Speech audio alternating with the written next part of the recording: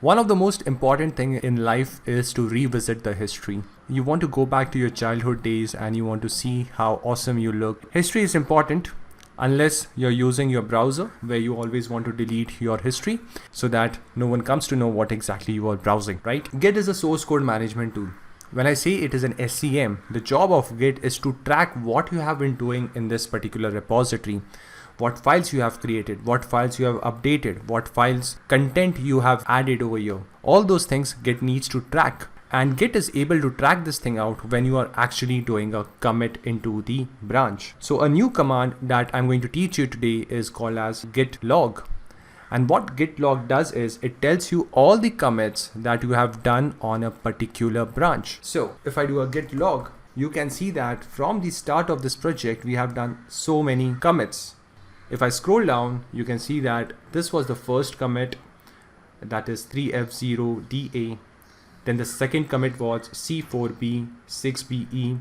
And also you would be observing that at every commit, I can see who has done the commit, when it was done, and what was the commit message. So it is easy for me to track what are the various changes that has been happening on the branch. So if I scroll up, guys, you can see that these are the various commits that have happened on master branch. You would be noticing something which is called as head master, right? Head is more like a pointer. Generally, when you're doing a commit, the head always points to the latest commit. So if I scroll down to the first commit, initially, the head was pointing to this particular commit ID when the first commit was made. As and when we were making the commit, the head moved from one position to another position and finally it has reached till here.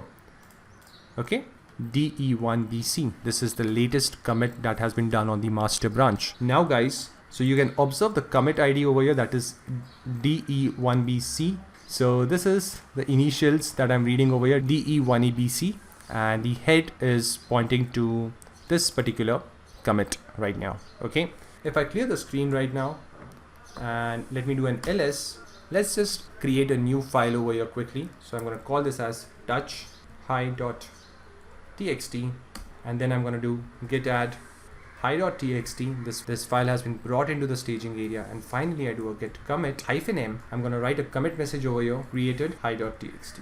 That's it. A new commit has been made. The commit number is 14ACFC7. These are the initials. So if I do a git log over here and I scroll up, previously this is where the commit was pointing, DE1BC, right?